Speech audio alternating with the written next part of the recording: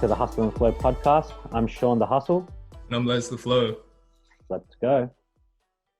So today, guys, we've got a treat for you. We've actually got a guest on, and our guest today is Kallie Kitas. So Kallie is a proponent of empowering people to lead healthy lifestyles in a balanced and sustainable way. She's the founder of KK Nutrition, where she's a qualified and practicing nutritionist and coach. She also is the host of a very own podcast by the same name. During earlier periods of her life, she felt confused and anxious about nutrition, having faced challenges with her health. After having tried and followed various fads and diets, she found herself wanting, which led her on a journey of self-discovery to realize her passion in becoming an advocate for balance in nourishing and respecting one's body. So with that, we'd like to welcome you to our conversation today, Kallie. Thank you. Good to be on.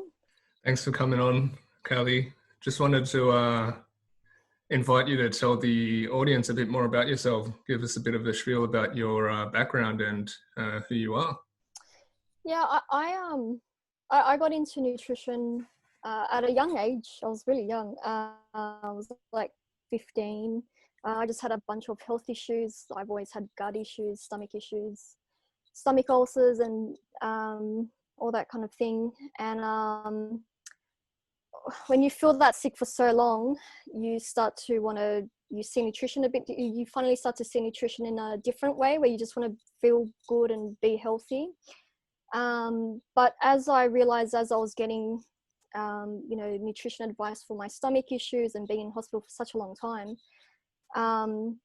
I got taught nutrition a very different way. And the way that my mentors at that time taught me was really strict. They're like, you've got to eat organic, and like, you can't have any carbs, and sugar's going to cause cancer. And so like, for me, I'm like, oh my God, I've got to do this, because I didn't want to feel as crap as what I did before. And so I was really hardcore. Like, I didn't eat carbs or sugars or anything like that for like 4 years.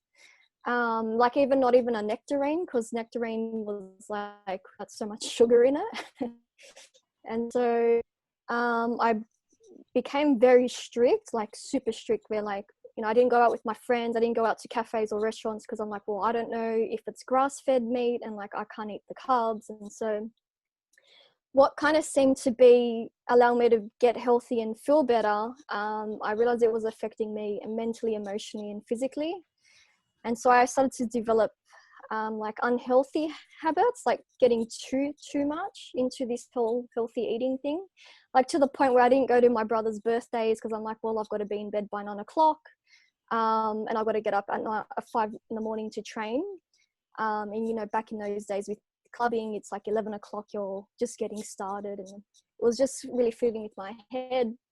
And then as I kind of was getting all this anxiety from it, because it was affecting my social life, just, me in general. Then I started going to uni, and then their twist on nutrition was even stricter. And so I'm kind of like, I don't know what the hell to do here anymore. And so I actually went the reverse. I'm like, you know what, screw this, it's getting too hard now. And so I ended up just getting caught in this binge eating cycle, binge drinking. I got addicted to opiates, overdosed as well. And I'm kind of like, and then I was always in and out of hospitals with my autoimmune conditions, whatever. And then I'm kind of like, and then I did that for like a few years. And then I kind of just found myself like, well, I went through this super strictness, and now I'm like, doing the reverse. And I just couldn't find what that balance was. And it wasn't until where I had to really work within myself, like go really deep and kind of understand what was going on within me, my stories, my beliefs. And that's when I kind of transitioned to like, well, I just want to know what balance is. And, because what health means to you is going to be a bit different, but it took quite a bit of a journey. So that's where it all, and so that inspired me to be a nutritionist, but an open-minded nutritionist, not where like, oh, you've got to be vegan or you've got to do keto, and like, that's the only way, because that's what they promote. It's kind of like when I see clients, well, how can I meet them where they are, and then formulate something that's going to actually support them through their journey wherever they are. So that's how it all kind of just began. So yeah. Cool. So that gives us a good background on you, Kallie. Thanks. That's all right. And as you probably know, we choose a topic for every show.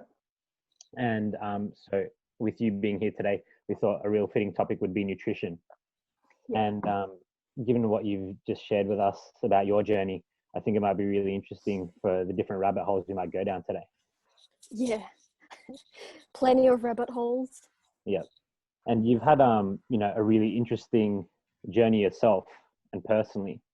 You mentioned you started in nutrition very early and being interested in your own nutrition because you'd had some issues, like your gut issues, and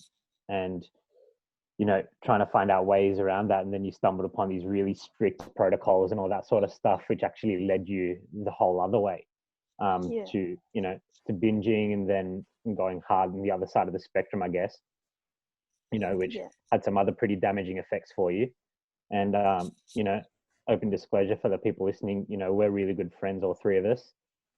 So we know a lot about your story and where you've come from and how you've grown over the years. So it's really cool to see where you are now. And what's really cool, I think, for the people listening today is they're going to be able to, I think a lot of people are going to be able to relate to the things we'll talk about today. We all have our own journeys and our own relationship with food and our health and our body and how we go about it. So one thing that I'd really like to discuss, Cal, which I know you've done a lot of work on, is like our relationship to food and how that forms from like a young age. Yeah, when I first started out in this thing too, I realized my relationship with food started when I was heaps young, because I wasn't good academically. Like I couldn't read or write till I was like 15 years old, right? So for me, my outlet was sports, because that was the only thing I was actually good at when I'm being at school, because I couldn't read or write. But I found myself kind of like surrounded by like people who just became obsessed with like body image, like abs and getting shredded, and like, you hang out with friends and all they can talk about is how fat they are, how bloated they are. And so you're very self-conscious about, your weights, and, you start dieting, and then you think you have to diet even though you don't. And so you've got like body dysmorphia. And then as I was feeling sick when I was 15, I was surrounded by like pretty like well-known personal trainers. And just through that circle that I was getting help from, and like they were just so obsessed with like being ripped, and like that's why I couldn't eat a nectarine, because she's like, oh, you can't eat a nectarine because that's going to make you fat and it's got a lot of sugar. And so for me, in my head, I'm kind of like, oh shit, I can't do this and I can't do that. And so you kind of just get like trapped in this cycle of like, you look at things as good or bad, and then you punish yourself if you just have like 2 squares of chocolate, and then your anxiety just like grows and grows, because it's like you can't do anything right. And then you can go even deeper where like you don't feel good enough, because you always feel like you're always doing the wrong thing. And then you read like magazines, and you're scrolling through the gram, and all you're seeing are like Fitspos and shit, and it's like being ripped, and like how to lose 10 kilos in like 7 days, and try this detox. And so your head just goes all like, you could just get stuck, and because that's all that you're being conditioned to. And so for me, when I was going through that, I'm kind of like, that's where I had to understand, where did this all come from? And I'm like, well shit, it came from my past, like being surrounded by all these Fitspos, and what I was reading magazines and things, and being surrounded by gyms my whole life. Like it was just always about body image. And when I first started out, I felt like my clients were seeing me just because of my legs and my ass. Because every time I was at the gym, there was always like, oh my God, like your legs and your butt. And so for me, I'm kind of like, oh shit, I can't now change my body. Like I have to make my body what it is now, because then they're not going to accept me for changing, or if I put on like half kilo or kilo. And so it's such a, like, it really fucks with your head. And so it's kind of one of those things where like there is no amount of meal plan, there's no amount of exercise plan that can help you with binge eating or having a horrible relationship with food. You've literally got to go really deep, like within yourself, to sort out, those deep rooted issues. And that's where the industry goes wrong, because they're like, oh, just here's a meal plan, and like be strict and go low cal and like train so hard. And it's like, well, no, that's what caused you know, people to have a horrible relationship with food in the first place, with all those meal plans. And that's why I'm really passionate, because a lot of people don't know how to deal with this properly, but they also don't talk about it, because it's not like you can sit there bragging about, oh, I just had like 2 liters of ice cream and a whole box of pizza and bags of chips and shit, because it's embarrassing and you feel this sense of shame. So that's why over the years I've kind of literally evolved in what I do, because I'm kind of like, well, shit, you know, this wasn't working. This didn't work for me. It's not working for my clients. Like, how did I go through this? And then really reverse engineering my journey to it. But it all started and stems from the media, your environment, the stories that you tell yourself, you know, the deep anxiety rooted issues that go with it as well. So that's where that's what it literally stems from. So yeah. That's it's super interesting that you talk to it like that, and I think a lot of people can agree that not many people will talk to nutrition with that sort of holistic lens. You know, it's always usually just about what you're putting in your mouth, but not necessarily about why you're doing it and how you're doing it, and like your mental state as you're doing it, and why it might be more of a struggle for you than others, and vice versa, all those sorts of things. Because like you said, until you sort of open it up and think about the mental aspect of your relationship with food, then it's just really like the mass media tells everyone. It's just a diet plan, a meal plan, some sort of 8-week plan, or whatever it is, to get you to some sort of desired state that has worked for someone, but not necessarily going to work for you. I want you to talk more about that side of things, like that mental aspect. Like for me, when I hear you talk about it, I don't necessarily feel the same way in terms of like a level of anxiety when it comes to food, right? Perhaps because my body as a child, even growing up, it really didn't respond too negatively. So I didn't have that immediate feedback. But like as listeners know, I've also been unexpectedly diagnosed with cancer in 2013, which I would probably put down, like one of the factors would probably be the way that I ate, you know, leading up to that, and you know, in my childhood. So yeah, I'm interested to hear more about that. Yeah, a lot of because there's so much confusion around nutrition as well. Like, I'm not saying, you know, because I remember when I was writing meal plans, I still write meal plans, but in a very different way. But you know, because at some stage I was like the flexible dieting chick, and I was writing meal plans, and I remember one of my clients would be like, they're like, Cal, what the hell's this? Like, I thought, you know, you want to have like, you know, burgers and fries and things. And I said, listen, I said, being flexible is having not just chicken and broccoli. Like, it's just learning to have a variety of foods and things like that. But we still want to optimize for your health. Like, a lot of, you know, people think this, it's kind of like I tell my client, well, look, you know, how did you feel when you keep eating crap after crap after crap? And like, oh, I actually felt really crap. I'm like, okay, so, you know, I'm not saying just to eat vegetables and fruits and that's it. I said, it's just learning to have that balance and that variety of having all sorts of foods, but not forgetting your health in the process. Because, you know, when you start eating unhealthy all the time, it affects you physically. Like, you're always bloated, you're constipated, you're always nausea, and you've got no energy, there's no libido and all that kind of thing. So we still want to like optimize for your health, but do it in a way that's going to support you as well, you know, with your energy and just your whole sense of well-being as well. But I think because there's so much confusion out there that not many, like, it's kind of like we know that we should be eating veggies, like we know we should be eating fruits, but it's kind of like, why can't people do that? And I feel like from my own experience and just seeing what, you know, clients go through, it's kind of like they feel so confused on what to do, because, you know, 1 minute it's keto and then 1 minute it's, you know, fat's bad, or like, you know, it's paleo and intermittent fasting, and there's all these trendy things happening, but a lot of people have forgotten what just the basic foundations of nutrition actually is. And so that's why they kind of get caught in this like cycle with food. But I still think it's super important to look after yourself with nourishing foods, because we can all tell the difference. Like when we're eating like all the time crappy foods, you're going to really feel it. But when you're having that balance with, solid foods, we're going to feel pretty good, right? So I think it's just, and I think not many people are really connected with their body, because there's so many people that think it's normal to feel bloated, and it's normal to, miss their periods for like 3 months, and some, and have acne all the time. Like, that's not actually normal. Like, that's like, but because their friends and their environment all repeat the same thing, it's kind of like they think that it's normal, but like it's not. Yeah.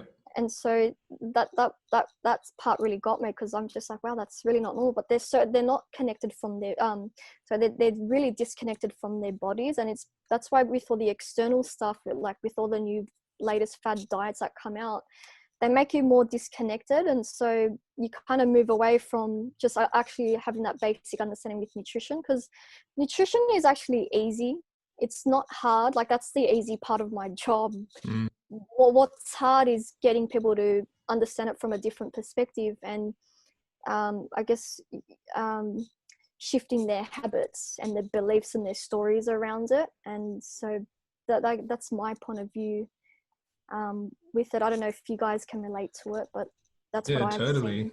Totally. I think that's key. Like, that's a really good point, because like if I reflect back myself, and in terms of my relationship and my awareness to how food made me feel, like I said, I always thought that I had a real ability to eat rubbish food. Growing up, I could just eat so much crap and I'd never get fat. And I just thought that's how I was supposed to feel. And I was blessed with this, amazing ability. But at the same time, I also really had bad skin problems like eczema and psoriasis. And I also had really bad bloating all the time. Like, it was constant bloating, and I would have like the worst farts and all that sort of stuff. It was terrible, but I thought it was all normal. Yeah. Until I sort of started to educate myself. And since, I had cancer, I started eating a lot better. And in the last 7 or 8 years, I'm just like, man, like if I eat anything, I can just tell. You can just feel the difference in your body, and there lacks that level of awareness that you have in how your body actually feels. You talk about this thing, and I think the biggest change for me was this concept called mind fog. When you're not eating enough like good fats in your diet, or you're just not having enough balance, and you're just eating too much of something that's just putting your balance off. Like, I just felt tired all the time. But in the last 6 or 7 years, I can say that I can hardly ever pinpoint any period of my life where I actually felt tired. There's such a level of clarity in cognition, and it's amazing. And I'll put that down to a huge change and shift in my approach to nutrition, and that's it. You said a really good point, because a lot of the times when I see clients, right, they don't actually, I'll get them to review their meal plan, like what they're currently doing, so 24 hours thing of what they do, what they eat during the day. And a lot of the times they're not eating in a way that's actually adequately balanced, structured. It's always like really low fat or no fat at all, and like just high protein, or like really low carb or no carb and no fat and just again high protein, or it's like really high fat but then they've got no protein or carbs. And I'm kind of like, there's a reason why you're always feeling tired. Like, you need to have this balance with nutrition. Like, carbs and aren't bad like everyone makes it out to be. Some don't do as well with carbs, but doesn't make it bad. You just got to listen to your body.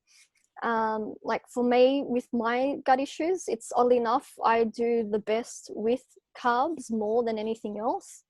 But it's just learning how to structure that, understanding how to structure the meal, but allow it to work for you. So I say all the time, like, they just do really crazy stuff. It's just like, just a salad or like just a protein, and that's it. And I'm like, they're not feeling good in the process. And I said, if you just, you know, make these little tweaks with your carbs, fats, and proteins all in the same meal, but understand how to adequately balance it, like you'll be feeling 10 times better. Like you'll be sleeping better. Because a lot of the times when people go low carb, they don't sleep that well. They've got insomnia, but then it's also because they don't have that balance with the fats, proteins, and carbs all at the same time. So all the times I'm educating clients, like, I know that you've done all these silly diets, and I just call it dumb shit because it's just dumb shit and relying on supplements and things, all those quick fixes and fads. But they haven't actually taught them how to eat balanced, how to eat properly, how to structure things. So, you know, they can actually understand what to eat, when to eat, how much to eat, and eat aligned in a way that supports them and doesn't, you know, become so rigid where they just, you know, sit there losing their marbles and just binge eating all the time and feeling hungry and always thinking about food and always feeling tired, and like that's not normal. So a lot of the time I'm literally just saying, hey, you've got to just learn to structure and balance your meals. And, you know, but when they hear that, they're like, oh, but I'm scared I'm going to put weight, and I'm scared. And I'm like, you're not. It's just, but you're going to feel 10 times better. But because they don't trust the process, and all they've been conditioned is thinking, well, shit, I've got to, you know, just eat, you know, kale and, I don't know, just some balanced meal plan. But all they're thinking about are burgers and, you know, all the junk food. It's just simply because they can't, you know, just haven't been taught or educated in a way to structure their meals. So that was a good point that you brought up. I think also, like you said, people are disconnected from their bodies. And I think, like, even a step before that is people just aren't conscious about how they feel. Like, they don't think about it. Like, they've just felt a certain way for so long, that's normal to them, right?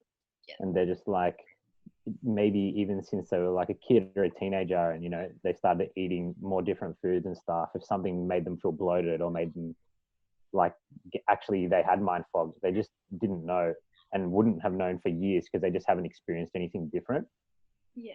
And I think one thing that's like interesting about that is that usually someone has a catalyst to change the way they eat, right? And the way they approach their nutrition. Like, generally it's something bad happens to your health, so you got to do something about it. And, you know, we all know now, in the age we live in, that nutrition is like, what you put in is what you become, period. You know, like, people have always said you are what you eat, but I think more than ever people are aware of that and understand that it's literally food that's building your bodies and your cellular function and all that stuff, right? Yeah. But they either have like something that goes wrong, so they need to fix it, or they perceive that something has gone wrong, like they feel embarrassed about their weight or how they look, and they're like, shit, I need to lose some weight now. Or they'll like the other thing that's crazy to me is, like, I've got, you know, because of what I do, I've got friends who are athletes and professional athletes. And when you talk to some of them about nutrition, like, they've just been eating a certain way forever and they've done really well athletically or in their sport. But then, like, they've never really tackled that. And when they want to get to a next level of performance, they look at their nutrition and then they start performing even better. Right.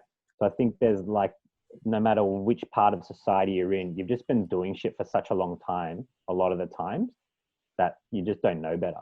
So what's interesting to me about that is that, you know, it usually takes something like a catalyst for the change to happen. And then people start eating differently or approach their nutrition differently, and they feel a different way. And they're like, oh shit, what I eat is actually going to affect how I feel and how I perform.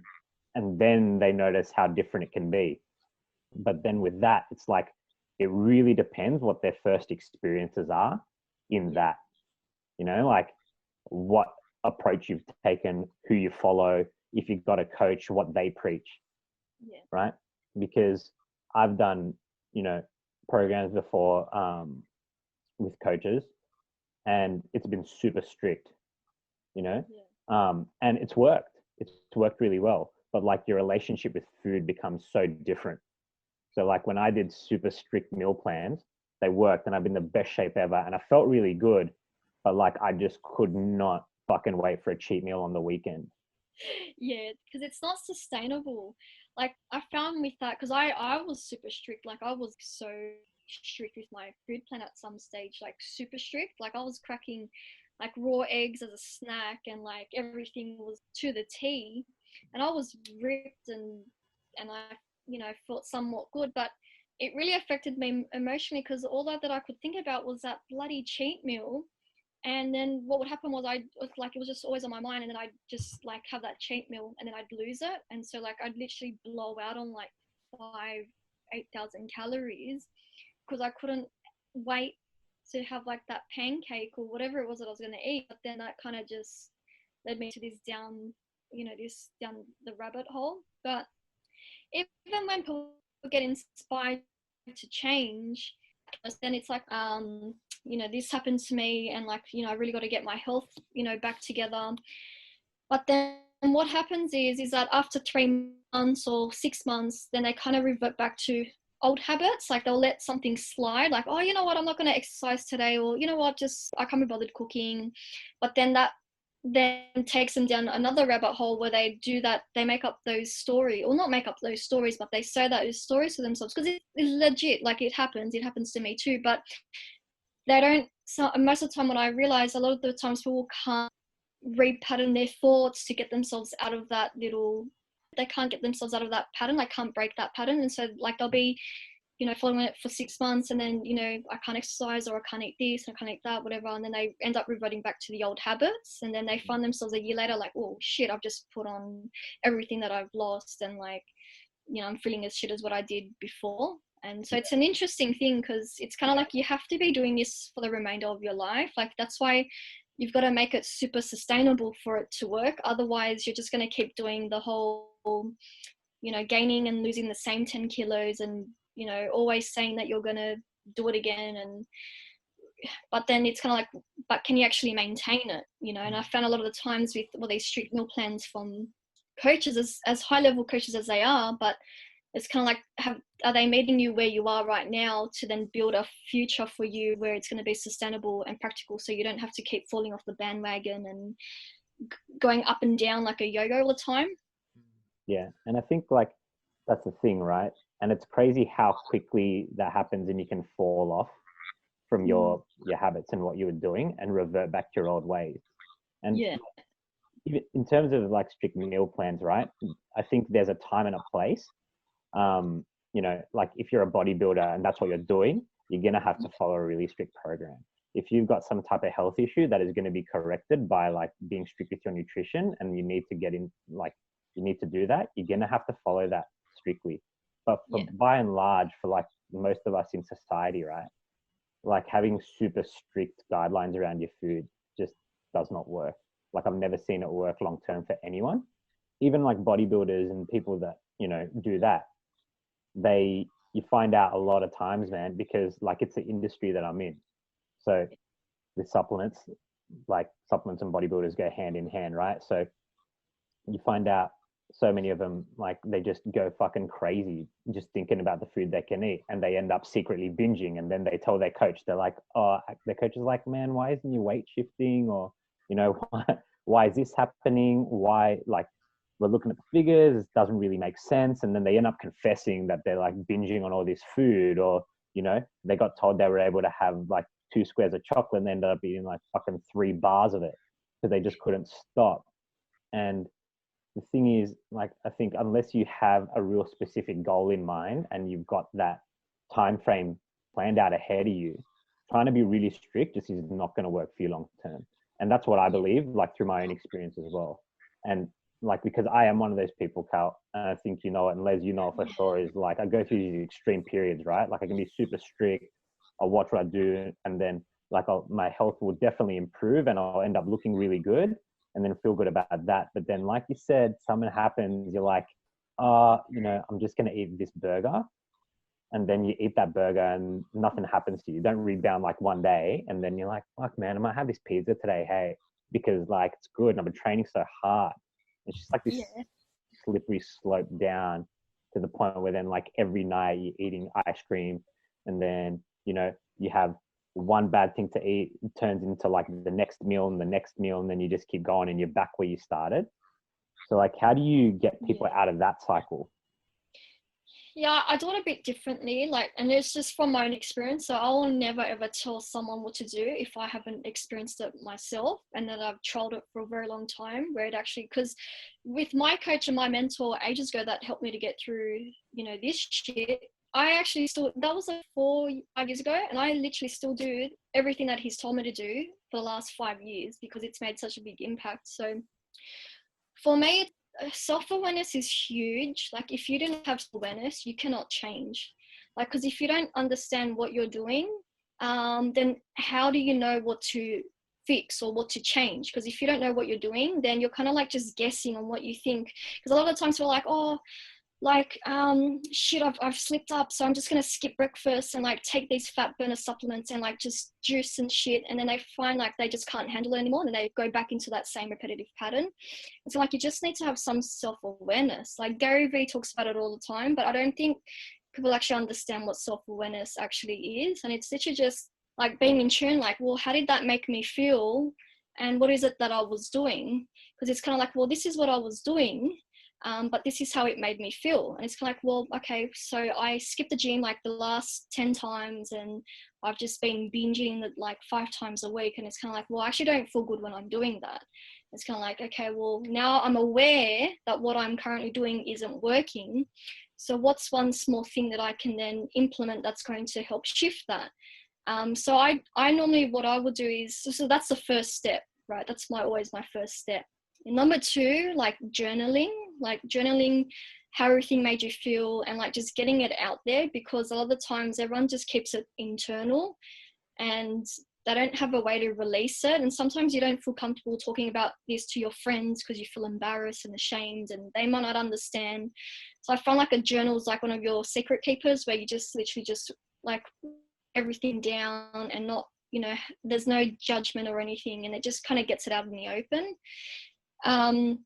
And number 3, I literally still do this every single morning, is just, I think it's important to have a good morning routine, because I feel like if you don't have a good morning routine, it kind of stuffs up your day, or it does for me, and I'm pretty sure you guys know that too. But a lot of the times, people and my clients in general, they'll always wake up feeling tired, stressed, anxious, and like they're always thinking about the next thing. And so that, kind of ruins the day, and then they leads to them binge eating and saying, oh, I'll just do it later, or I'm too tired, or whatever. But I find when you set up your morning, whether it's, for me, I like going for a walk and putting on like a tape. I listen to, Tom Bill Hughes tapes or Les Brown tapes, because it kind of just, I wake up, because I feel like the first 20 minutes of you getting up, you have to, I find with that, it's super important to get something like positive inside your mind. Otherwise your mind's just going to go crazy with like negativity and like all the to-do lists that you got to do and all this stress.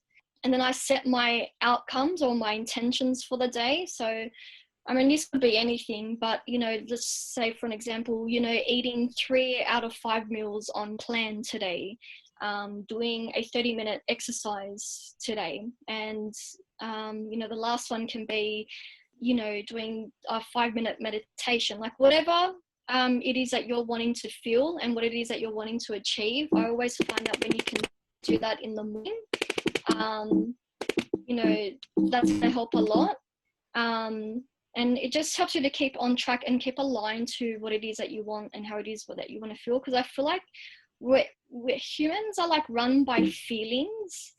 And I think it's super important to be in touch with what it is that you want to feel and what it is that you want to achieve. But then it's kind of like putting that into action, because a lot of the times people want to, they want to lose weight, or they want to get healthier, or they, but they don't do what's necessary to, or they don't do the action that's necessary for them to do it. And so that's why there's a lot of disconnection, and it's kind of like just being really connected. But because there's so much distractions in the world, a lot of the times people just, they need a lot of, Netflix and things, which is nothing wrong with it, but it kind of defers them away from what it is that's going inside. So to pull everyone in, you literally just, be really in touch with yourself. How are you feeling? And that's with everything, like whether it's positive or you feel good or you feel bad, whatever it is. But it's important to be really in tune with that, because that's going to then make your next choice what we're going to do next. And that plays such a big, like, what I've just said is literally what I've been doing for the last few years. And you become more aligned and more in tune, and you take the pressure off yourself, and you don't beat yourself up because it's like, well, I just had a tub of ice cream and a bunch of donuts. But it's kind of like, well, I actually did feel a bit crappy doing that, like just physically and emotionally. And I'm like, okay, well, that's okay, because, you know, your next meal is always another opportunity to change that and to kind of shift into what it is that you want and how you want to feel. And I just find that's the kind of work that not many people want to do, though, because, no, Cal, like, just give me some easy shit. Like, just give me like this meal plan and like, you know, like product and all that stuff. And I'm like, no, there is none of that that's going to help you, because you're going to keep rebounding with food and repeating the same pattern. And like 20 years down the track, you're still stuck in the same thing. And then you've got all these health conditions that could have been prevented. So that's why a lot of the time I'm teaching this stuff to people, because it's not really getting taught. And I think these are the things, they sound so simple, but so many people find it so hard to do. But when you do them, it's like so bloody powerful. Like it's powerful shit when you do it. Totally. And I think I want to go back to a point that Shaun was mentioning about the different approaches to nutrition, right? And there's all these plans and stuff based on what your intention is. And I think that's key, right? That's always key, because it's easy enough for us to Google anything and for us to just take that on and say, oh yeah, what's the best meal plan to get big biceps? And I could just Google that in, and I'll just pick up an article from, you know, one of these master trainers, and away we go. And that's the best diet. But like Shaun was saying before, there's an intention behind these strict plans. And like you were saying, Kallie, they're not sustainable, this way of going about things. And I think that it's a key point, right? Like we've been saying the whole time, nutrition doesn't have to be complex. There's a lot out there, but it doesn't need to be complex. That all that stuff out there is just noise. And what is the intention behind all of that stuff? You know, all these diet plans in the fitness industry, I believe they have semi-good intentions in part, but a lot of the time they also prey on people's insecurities about, you know, body image and all that sort of stuff, right? So it's just like, if you want to lose weight quickly, jump on this or whatever it is. But again, coming back to that relationship concept of having a positive relationship with food, so many people don't even consider what this is and what this means for your sustained health and well-being, and always look at it as a lifestyle shift, not some sort of short-term, you know, approach to eating or exercising or all of the above, right? And I think that's key. Like, I think one of the things that we talked about earlier and you mentioned at the start is the word balance. And I think balance is key in all aspects of life, not just nutrition. Balance is key in life in general. And I always echo this point in everything that I say, because I'm that hippy dippy Eastern philosopher guy. But like, harmony and balance, even in nutrition, it's key, because like you said, it's not just about how you physically feel, but how you mentally feel, and then everything else, right? It all plays a part. And I like the thing that you say, and this is something you've said to me in the past, and it's very simple. It's just take responsibility and don't be a dickhead. And that's it's as simple as that. It's as simple as that. Like, there's enough information out there for people to know at a general level what is good for them and what is bad for them, right? And it's not to say that we shouldn't avoid or always be dogmatic or extreme about one thing or another, but it's just know your limits and have a balance about it. You know, play that 80-20 rule. One meal a week, one day a week, whatever it is, indulge yourself a little. But hey, know that you have to jump back on it, you know? And I think it's as simple as that. That's how I take it anyway. And that's how I treat nutrition. It's, you know, like when I talk to people, you know, like a lot of the times their mind's on autopilot, and sometimes they'll literally like just eat bags of chips, ice creams and nuts and shit. but they don't actually realize that they've done it, and they don't actually want to do that. It's just like, because it's so on autopilot. That's why I always say that's why it's got nothing to do with a meal plan, but you rewiring that part of I say it's the survival mechanism part of your brain. Because you're kind of using food as some sort of a coping mechanism, and every time you're stressed, food's always there to comfort you, whatever. But a lot of the times I find that, and it was from my experience too, the more strict someone was and said that they couldn't eat this, the more or the bigger the binges were. And when you help someone to shift their thinking or their perspective around nutrition, just naturally they don't really crave shit food. Like, just naturally, like, they'll have a cookie but they won't feel the need to eat the whole packet. And they start to change their taste buds, because a lot of the times with junk food, they chemically put like fat, sugar and salt together to make it taste so good, so it's like it makes you want to have it even more. Their taste bud changes, so they opt for more choices that make them feel good. And as they're kind of connecting with themselves on that deeper level, they're not relying on food as some of a coping mechanism. They're using that food to take charge of it and be like, well, how is it that I want to feel today? And I know that if I make these choices, that's actually going to make me feel good. And that can include somewhere throughout the day a chocolate or a cookie, but not going overboard. Like, their eating is actually kind of normal. Like, we all overeat at some stage. Like, if it was my Easter the other day, I'm Orthodox, and like 2 times a year, Easter and Christmas, there's this bread that's like a sweet bread. And I'm like, I'm not just going to have one tiny slice of that bread when I can only eat it 2 times a year, right? So naturally, you kind of overeat because you're eating foods that you don't normally eat every day. So I think that's natural. But binge eating, when it turns into this whole, like, you are literally, going all out on big doses of food, and you feel like shit about it, but you just can't break out of that pattern. And it's kind of like, well, at somewhere along the way, we need to take responsibility for ourselves, and we need to be like, well, shit, this is getting weight, this is literally just affecting my life, and I don't feel good about it, and I need to change. And that's why, and if someone reaches out to me, I'll be like, and I'll give them advice, but then they kind of just tune out because they're not at that stage where they're ready. I'll just be like, well, you know what, just keep binge eating, and once you reach that point where you're breaking and like, I just don't want to be feeling this anymore, then you'll be ready to change. But I feel like you got to go through that breakdown to then go through that breakthrough. It's kind of like what Shaun said, you've got to go through that catalyst thing.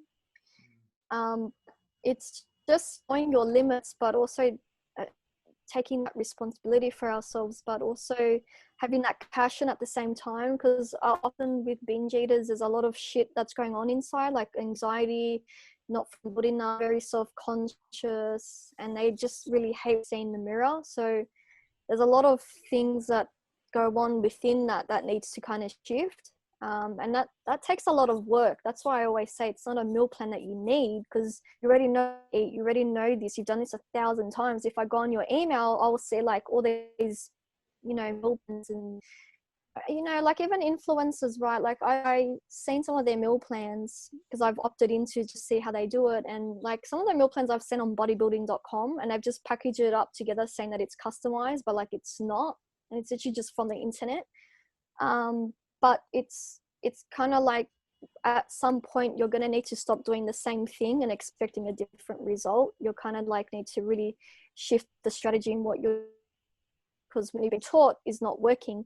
And so that it takes a bit, you just got to do a bit of a different approach, but you need to kind of be ready to do the work. Otherwise it's just whatever I say, it's just not going to really be heard, because it's just that they're not ready. So it's an interesting thing. It was the same thing for me. It took me a long time before I kind of like got it, but I had to reach like a really shit place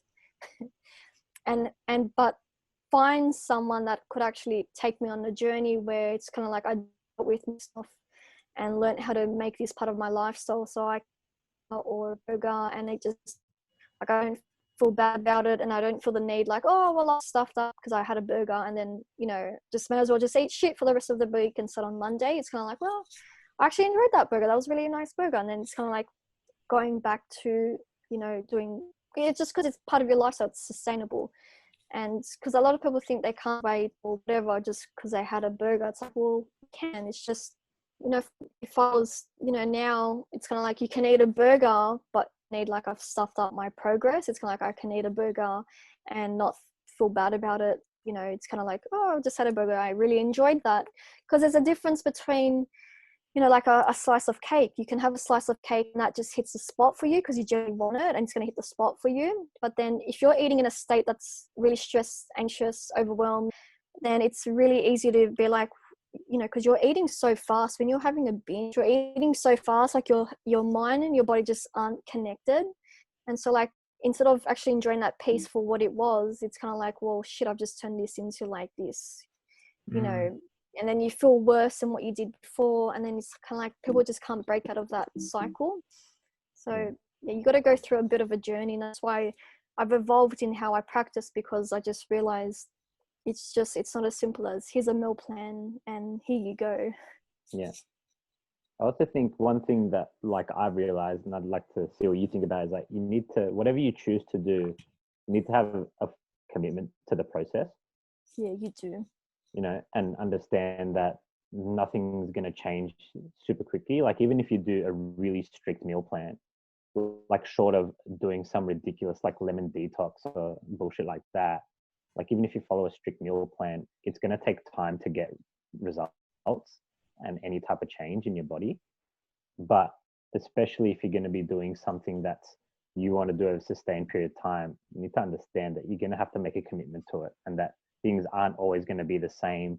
But if you do choose to make that commitment and you become someone who can stick to their commitments, that's when it changes for you and you can actually have a good result. Yeah, I think commitment is super, super important, because a lot of the times people want like results really quick. Like it's funny because like people will be so would want results, like they want to lose weight and they want to do every like kind of quick fix and things to get it straight away. And so it was a bit odd because like they'd be willing to spend like $500 on supplements just to get a quick fix or quick result, but then they weren't willing to be committed to the process. And committing to the process isn't like doing some, you know, lemon detoxing and, you know, you're starting today and then by tomorrow you're expecting this magical result. So I think a lot of people think that once they kind of reach their body weight, or once they, you know, have this, you know, they lose 20 kilos, like that's when they'll be happy and that's when their whole life will be, you know, like anxiety free and like just perfect. But it's kind of like, well, no, it's not. Because they haven't really been committed to the whole process. Like they've just wanted that one end result, but they haven't taken themselves on that journey to do the things that are actually going to support themselves and learn what it is, what it takes to get there. And as I said before, it's not doing hard ass things, but it's kind of like learning to break out of habits that don't serve you. Because a lot of the times people are doing habits that don't serve them. And as much as they want something real quick, they're just not committed in doing what it takes to get there. And I think that's where people fail.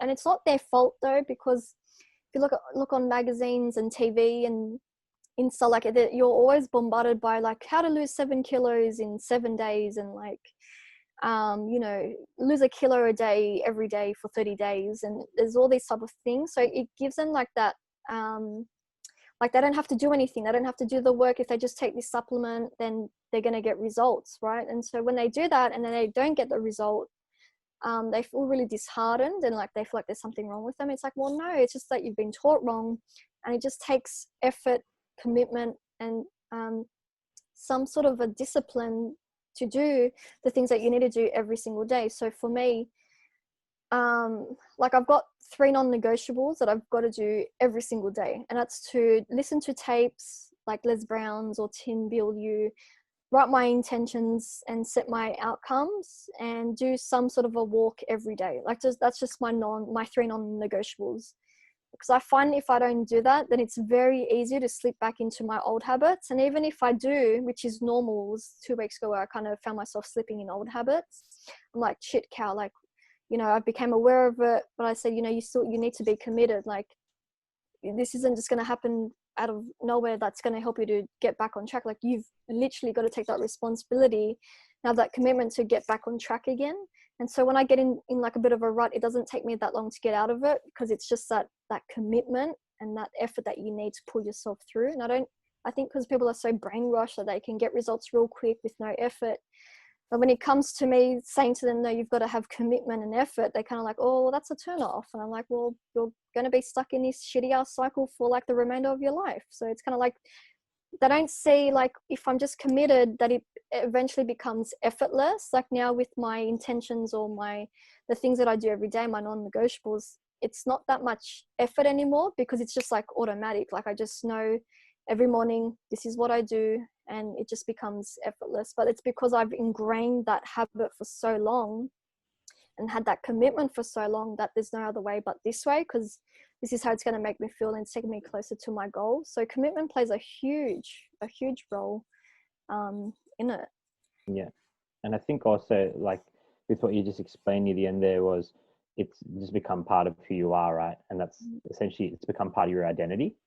And I think that's what happens when you're committed to something, and you make that commitment, is you make a commitment to essentially be disciplined, I think. Yeah. And you mentioned that word too, right? You've got to make a commitment to be disciplined, and you've got to go on that journey for a certain period of time. And while you're doing that over time, like that becomes, you keep doing the actions, and you keep taking steps towards that person you want to become.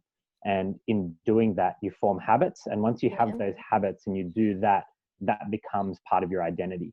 And once it's part of your identity, that's when you start walking forward in those shoes, right? Yeah. And that's why the commitment part to me is so important. Yeah. I think also now that I'm reflecting back on it too, like I feel like a lot of people aren't committed because like subconsciously, because they've been repeating the same pattern, like they you know, and they're always trying all these new diets and things, like they just subconsciously know like, okay, well there's this new diet that I'm doing, and I know I'm going to lose weight real quick, but I just know at the end of it I'm going to gain it all back on again because I can't sustain it anymore. And so subconsciously they know that, and so that's why they keep repeating the same pattern and not actually realizing that no, you actually just need a bit of commitment and a different strategy. And not just that, number two, but people need to see a result first before they think they can, or before they believe that they can do it. Because a lot of the times people with losing weight, because they've tried so many things and nothing has worked, which is a saying that I hate. Like I hate it when someone says, I've tried everything and nothing works. And it's like, well, no, you've tried the same shit just with a different name. You know what I mean? Like whether it's keto, Atkins, intermittent fasting, or whatever diet that's been out there. It's like you've just done a different name. That's it.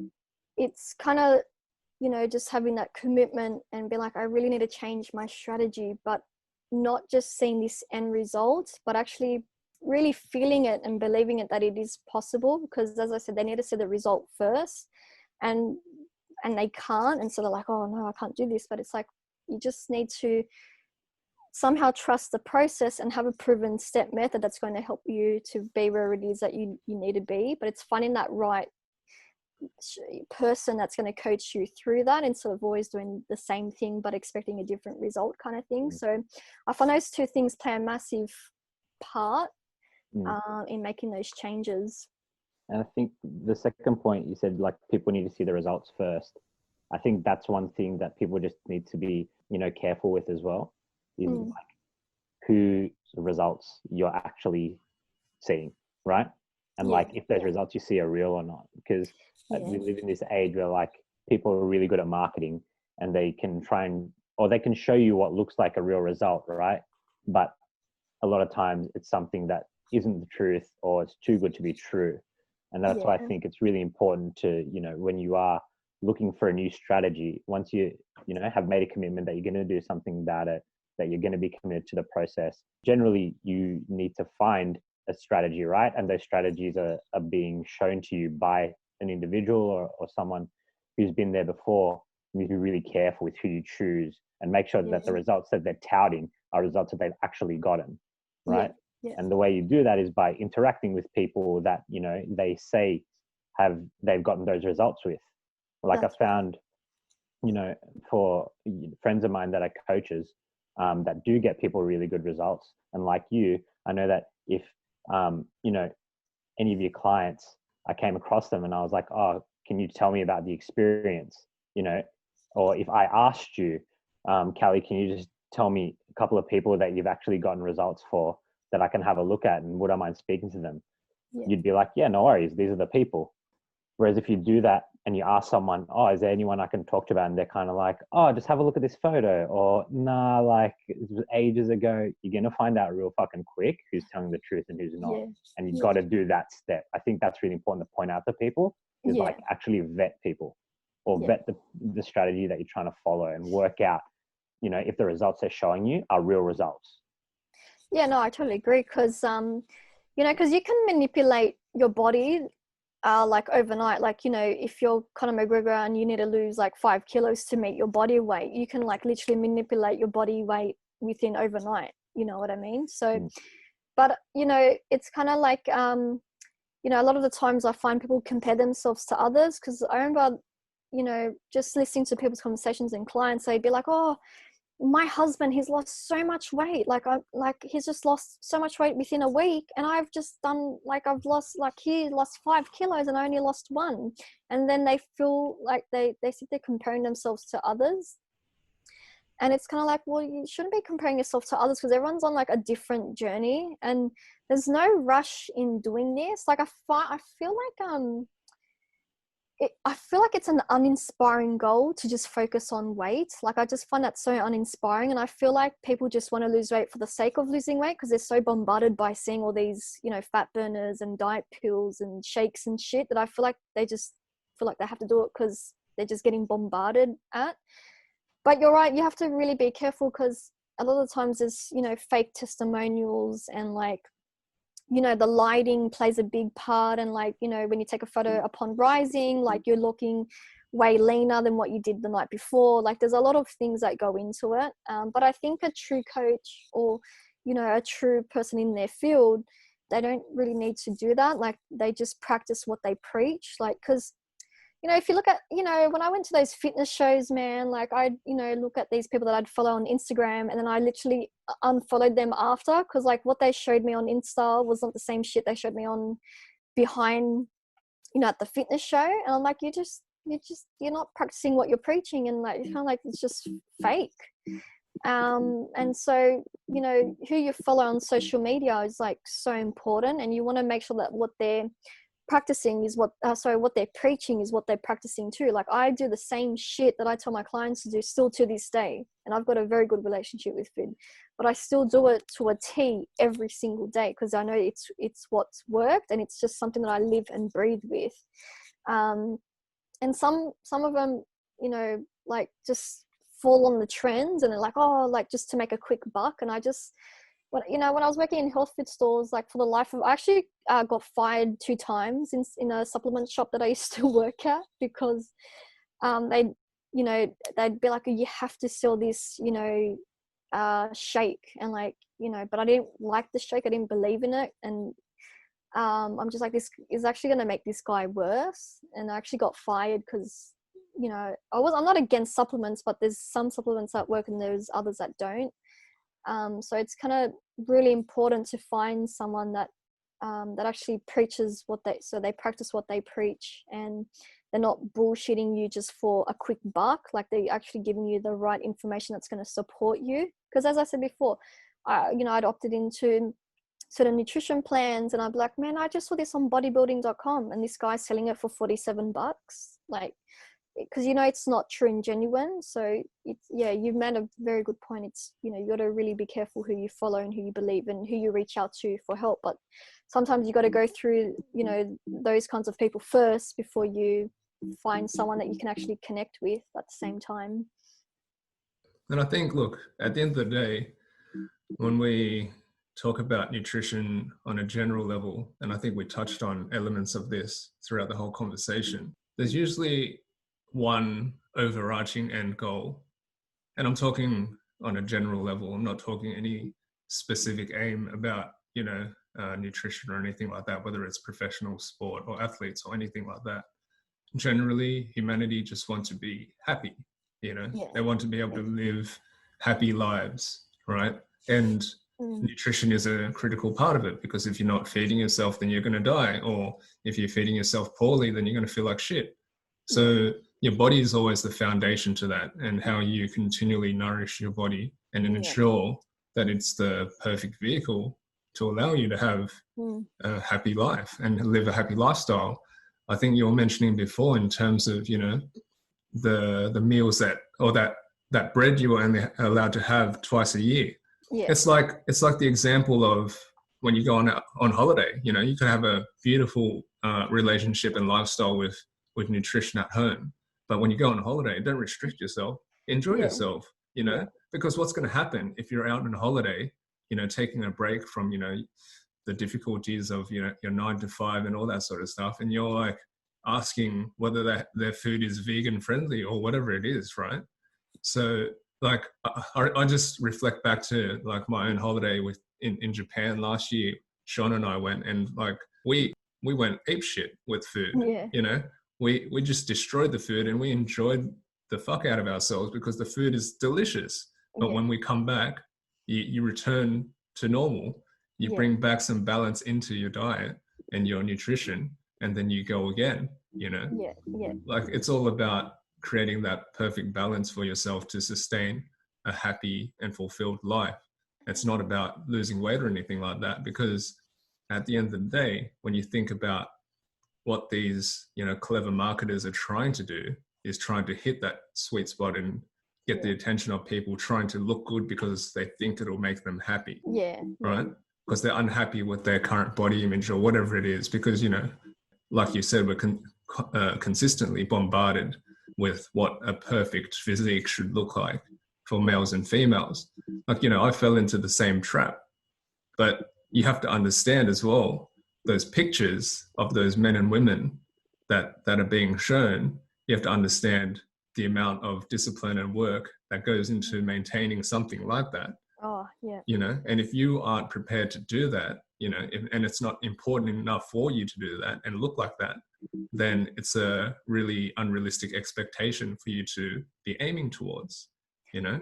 And that's the part that I always tell my clients. I said, you know, just because someone on the magazine looks like that, I said, you have no idea the shit that they have to do in order to look that way. And I promise you, after that photo shoot that they do, they end up blowing up because they even can't handle how strict it is. But it's also unrealistic because that's not targeting everyday kind of people. Like everyday kind of people, I realize like as I'm talking to people, because I'm pretty deep, but I'm like, you know, people don't, as much as they say they want to lose weight, I get it. At some stages they do want to lose weight. But I found on the deep, like that's just surface level shit. But I found on the deeper level, like they just want to feel happy in life. They want to, you know, if they're in a shitty ass job, they want to feel fulfilled because they're not feeling fulfilled right now. They want to have a sense of purpose in their life because right now they're doing the same shit every day for how many years. And so they think by losing weight, it's going to make them feel better, but it's not. It's just what they think that it is, but it's not. It's just because they're not feeling fulfilled and they don't have a purpose. They want to have like that connection with themselves and their partner. You know, like they want to be able to fit into their clothes. Like that's why I always say weight loss is like one of the most uninspiring goals. And I tell my clients, I'm like, okay, that's cool, you want to lose weight, but why do you want to lose weight? And they kind of get a bit stuck because they haven't actually asked themselves why. They're just like, I just want to lose weight. And I'm like, but is there a reason behind the weight? And it takes them a long time before they figure it out, before they, you know, to actually become aware of why they want to lose weight. And then they generally, a lot of people cry on me, not because I'm an asshole, but because I'm kind of asking them questions that probably no one has actually asked them before and going a bit deep. And after that release, they kind of like, oh, you know, it's, you know, they think the weight's going to help them to feel this way, but it's actually going to make them feel worse. What they really want is this and that, what I just mentioned before. But as a result of becoming aware of that and shifting their habits naturally, the weight just naturally falls off, and then they end up reaching a really optimal weight for them. And, you know, that's practical and sustainable for them, not like that magazine kind of cover look. And because those magazine cover looks, you know, those people feel like shit, like they've got no energy, they've got no like libido, they're not sleeping, and, you know, they're just not feeling good. But when you look at it from a different perspective and not surface level stuff and going a bit deep, it's pretty cool what someone can create and how they can finally feel the best that they've ever been in a very long time, but feel fulfilled in all areas in their life. So that's been a really cool process, because that's what was happening with me. Now that I'm doing it with my clients too, I'm like, it's cool to see them go on that journey, because it's kind of like that's what they really want, kind of thing. So I think that's pretty powerful. Yeah, for sure. I mean, I can also, attest to that personally as well. Like, you would know this as well, Shaun. I mean, for so many years, like 10 plus years for us, we used to religiously go to the gym, and all we ate was, brown rice, chicken, and broccoli, like 3 meals a day.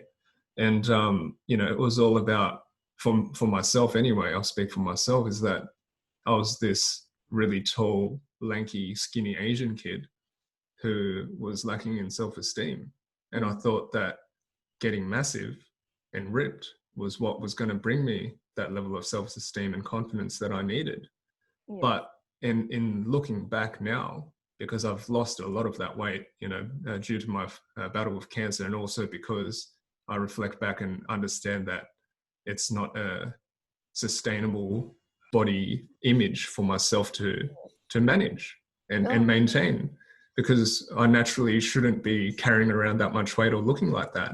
Yeah. Because you would remember, Shaun, there was a period where I was drinking like 4 liters of milk a day for like a couple of months or 3 months or something, just to try to put the weight on. And as a result, I made myself lactose intolerant, or really, really sensitive to it, and I still am to this day. So, that's obviously indicated that isn't a sustainable way to keep moving forward in my life. And like I said, I haven't ever felt better physically, mentally, spiritually in my entire life. And I don't look like anyone in a magazine, but I don't look decrepit or like a corpse either, Yeah. I'm naturally how I should look, I think.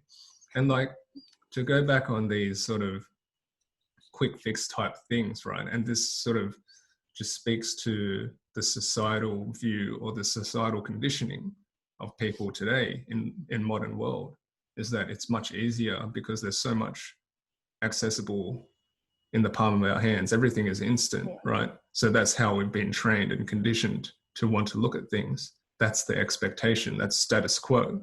Yeah. Everything is instant. So that's why quickly, let's do like a 8-week blah, blah, blah. And what is that? That creates a negative relationship with things like discomfort, with things like, commitment, with things like effort. All these things are seen as hard or negative. They're already labeled as such, because that's how we've been brought up to see things. And that already, I feel, is a bit of a handicap, not only from a nutritional standpoint, but the life in general. Because if you feel that these things are difficult and you continue to avoid them, then you're going to continue to look outside for answers, and it's never going to come to you. You're always going to look for this quick fix, and it's just never going to be right. Because at the end of the day, it's like the analogy I use is like eating junk food and then chasing it with like a bunch of supplements to get your vitamins in. Why didn't you just start off by eating the good stuff and not having to eat your vitamins and supplements? Yeah, I think it's a disservice that they do, like teaching people to, because that's what they're basically marketing to. Like, hey, just don't worry about that way, just do it the easy way. But it's a disservice to them, because, as you said, it's a beautiful process, knowing that you've just taken that action and finally were committed to something, doing something that you never thought was actually possible. And I think that's a really important part, because this isn't just with nutrition, but then it's also in other areas in their life. Whenever something gets hard, the minute something gets hard, they're like, oh no, maybe it's not for me.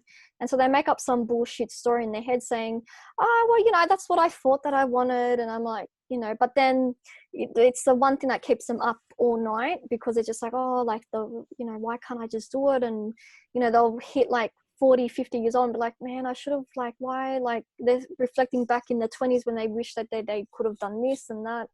And so it's funny that it's the one thing that keeps them up at night. But I feel it's important.